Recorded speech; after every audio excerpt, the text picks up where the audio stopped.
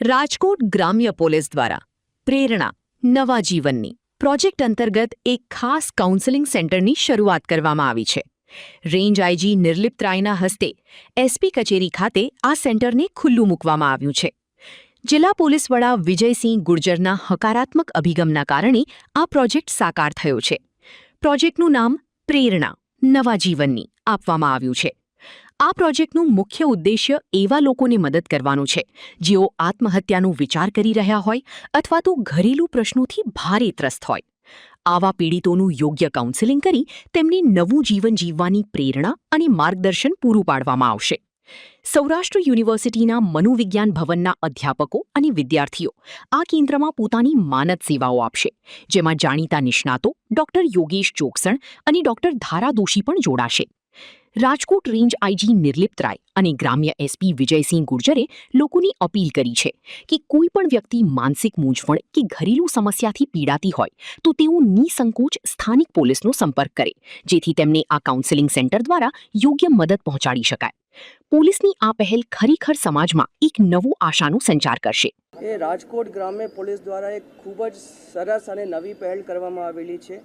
એમાં એસપી વિજય ગુર્જર સાથે જે છે એએસપી સિમરન ભારદ્વાજ અને एएसपी नवीन रेपोड़ी चक्रवर्ती उनके इन लोगों ने सौराष्ट्र यूनिवर्सिटी के साथ मिलके जो सौराष्ट्र यूनिवर्सिटी का साइकोलॉजी डिपार्टमेंट है उसके साथ मिलके एक छोटा सा यहाँ पे काउंसलिंग सेंटर खोला है અને આ કાઉન્સલિંગ સેન્ટરમાં જે છે જે લોકોએ છેલ્લા 3 મહિનામાં કોઈ સુસાઇડ અટેમ્પ્ટ કરવાની કોશિશ કરી છે કે પ્રયાસ કર્યા છે એ લોકોને બોલાવીને એ લોકોના ઇનિશિયલ અસેસમેન્ટ કરવામાં આવશે અને આ લોકોને મેન્ટલ અને સાયકોલોજીકલ હેલ્થનું એસેસમેન્ટ કરવામાં આવશે અને જે સાયકોલોજીકલ હેલ્થ આધારે લાગશે કે કંઈ ફર્ધર જે છે એને સાયકેટ્રિક કે સાયકોલોજીકલ ટ્રીટમેન્ટની જરૂર છે તો કન્સર્ન જે છે એ સ્પેશિયલિસ્ટને સંપર્ક કરીને આ લોકોને ફર્ધર ટ્રીટમેન્ટ માટે મોકલવામાં આવશે.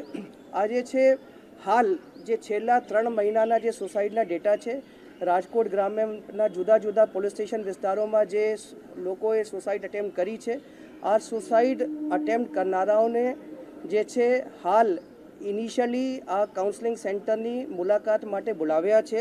એવા જે આઈડેન્ટિફાઈડ 217 લોકો છે જે લોકોએ છેલ્લા 3 મહિનામાં આવી રીતના અલગ અલગ તરીકેથી પ્રયાસ કર્યા છે.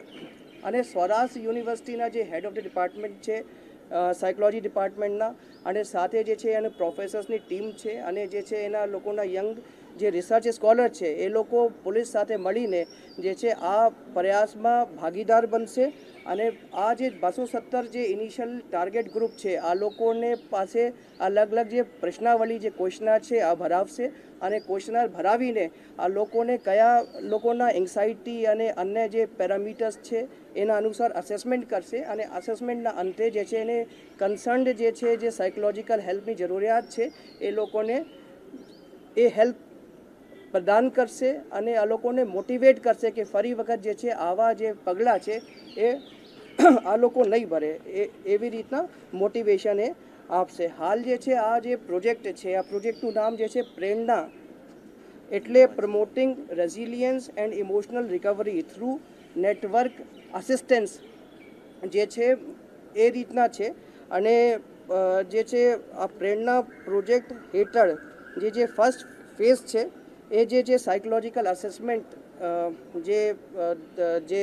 જે ટાર્ગેટ ગ્રુપ છે જે માણસોએ પ્રયાસ કર્યા છે એને સાયકોલોજીકલ કન્ડિશન કયા પ્રકારની છે એનું અસેસમેન્ટ માટેનું જે છે ફર્સ્ટ ફેઝ છે. અને પછી જે છે આ ફ્યુચરમાં જે છે આ જે છે આગળ જે છે એ લોકોને ફર્ધર સાયકોલોજીકલ અન્ડરસ્ટેન્ડિંગ માટે મોકલશે. અને જે ક્વોલિફાઈડ સાયકેટ્રિસ્ટ છે રાજકોટ શહેરના કે જિલ્લા વિસ્તારમાં કે આજુબાજુના વિસ્તારમાં એ લોકોની સાથે પણ સંપર્ક કરવામાં આવેલું છે અને જે લોકોને ફર્ધર હેલ્પની જરૂરત છે એને અમે એ સાયકેટ્રિસ્ટ જે ક્વોલિફાઈડ સાયકેટ્રિસ્ટ છે એને રિફર પણ કરીશું.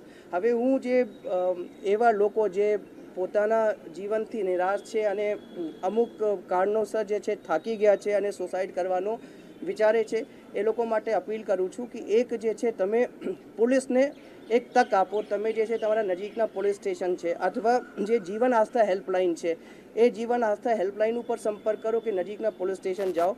પોલીસ તમારી જે છે ચોક્કસથી હેલ્પ કરશે અને જે હેલ્પ જે છે તમારી હેલ્પ કરશે, તમને મોટિવેટ કરશે. તમારી જે કંઈ નાની મોટી જે જીવનમાં દિક્કત છે એના માટે તમે મોટિવેટ કરશે અને પોલીસને લાગશે તો આ માણસોને જે છે આ જે પ્રેરણા કેન્દ્ર છે એમાં રેફરે કરવામાં આવશે. અને બીજી હું એ અપીલ કરવા માગું છું કે કોઈ પણ જે વિસ્તારના રહેવાસી છે એ લોકોને કોઈ માથાભારે તત્વ પરેશાન કરતા હોય કે કોઈ વ્યાજખોર પરેશાન કરતા હોય કે એવી કંઈ દિક્કત હોય કે જેના કારણથી કોઈ અન્ય વ્યક્તિના કારણથી તમે જે છે ત્રાહિત થઈને એવા પ્રયાસ કરવા માંગો છો તો એસપી રાજકોટ ગ્રામ્યના સંબંધિત પોલીસ સ્ટેશનના અથવા મારી કચેરીના પણ જે છે અરજદાર સંપર્ક કરી શકે. એને સચોટ જે છે વ્યવસ્થિત અમારા પાસેથી હેલ્પ મળશે. અને કોઈ પણ વ્યક્તિનું જે પોતાનું જીવ છે આ ખૂબ જ અગત્યનું હોય છે. તો એની પાછળ જે છે એનું પરિવાર હોય છે અને એના બાળકો હોય છે અમુક કિસ્સામાં. તો તમે આવા પગલાં ભરતા પહેલાં એક વખત આ બધી વસ્તુઓ વિચારીને અને તમારા માટે અન્ય લોકો છે તમારા હેલ્પ કરવા માટે તૈયાર છીએ એવું વિચારીને આ ભરતા પહેલાં એ બધું વિચારી લેવાનું હું જનતાથી અપીલ કરું છું. અને હું ફરી વખત જે છે આ એસપી રાજકોટ રૂરલને અને જે સ્વરાષ્ટ્ર યુનિવર્સિટીના જે સાયકોલોજી ડિપાર્ટમેન્ટ છે એ લોકોના પ્રોફેસર અને જે યંગ જે રિસર્ચ સ્કોલર છે એને કોંગ્રેચ્યુલેટ કરું છું અને બધાઈ આપું છું કે આ લોકોએ એવું જે છે જીવન આસ્થા સાથે મળીને આવી પહેલ અને આવા જે છે લોકો માટે એક કાઉન્સલિંગની જે પહેલ કરી છે એના માટે એ લોકોને શુભેચ્છાએ આપું છું. પ્રેરણા જે છે આવી રીતની જે છે પહેલ જે છે આ રાજકોટ ગ્રામ્ય એસપી દ્વારા કરવામાં આવેલી છે. અલગ અલગ જિલ્લામાં આવા સેન્ટર હોય જ છે જેમાં જે છે લોકોને જે છે સાયકોલોજીકલ કાઉન્સિલ જાય તો મળતી હોય છે. અને જે મહિલા પોલીસ સ્ટેશન હોય છે જિલ્લાઓમાં અને પોલીસ સ્ટેશનમાં પણ કોઈ એવા ત્રાહિત વ્યક્તિ જાય તો આ લોકોને પોલીસ જે છે હેલ્પ કરતી હોય છે. પણ એ જે સ્ટ્રક્ચર્ડ તરીકે જેમાં જે છે કન્સર્ન જે સ્પેશિયલિસ્ટ છે એ લોકોને ઇન્વોલ્વ કર્યા છે તો એ રીતે જે છે આ જે છે આવી ફેસિલિટી જે છે રાજકોટ રૂરલ એસપીએ ક્રિએટ કરી છે. કદાચ અન્ય જગ્યાએ થતું હોય લેકિન જે છે આ રાજકોટ ગ્રામ્યમાં પહેલી વખત આ થયું છે.